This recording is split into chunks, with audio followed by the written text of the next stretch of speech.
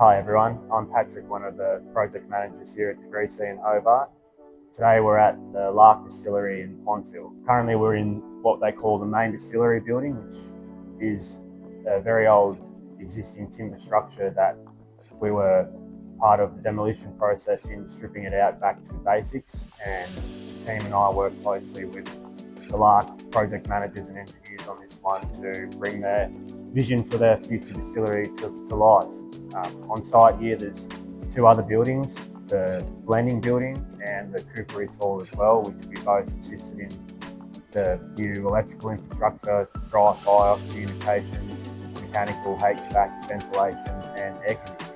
We were part of the demolition of our old site in Cambridge, so disconnecting all of the existing electrical infrastructure and helping facilitate getting it transported over to here. All of the sensors, existing ductwork where we could reuse it, and a lot of their motors and pumps were part of that transition period. When we got into the new installation on site here, it allowed us to showcase our diversity as a business. So being able to draw on resources statewide that have experience in fabrication. For example, all of the stainless pipe work that we've used for our cabling roughing was done by our northern region, and we have installed all of the hazardous area intrinsically safe electrical equipment across this building. Our team down in Hobart completed the switchboard design, general power and lighting infrastructure, as well as communications and security. We're also heavily involved in wiring and programming of the automation process switchboards, which you can see here. Through here we have Lark Distillery's new blending facility. This was the third and final stage of the project actually, which involved rewiring existing electrical infrastructure, demolishing switchboards that were in the way and relocating them to future spots.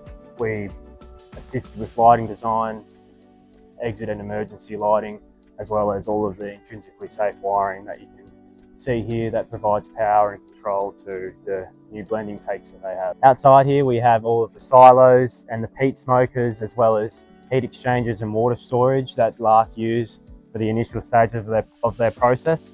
The scope of works that we provided included lighting design for all of their security, lighting design, general power roughing and control and automation wiring. All of the silos and infrastructure that you see here were again from their original Cambridge site, which we helped disconnect and rewire here. Our scope also extended a bit, which we required our gas division to help install the air lines and pipe work to facilitate their pneumatic system. Chiller system, heat exchangers and pump sets were all rewired and commissioned by Degree C. We have several switchboards out here which we had to design and provide for new power infrastructure and circulation across the site. We also installed all the communications network out here as well. We were introduced to this little timber hut on site which houses the site main switchboard, and putting together all the calculations, it was pretty evident that the site-wide power services that were currently installed were not going to be capable of handling the additional load across the site. So together with our engineers, we ran some new calculations, provided the design and followed on with rewiring all the underground services.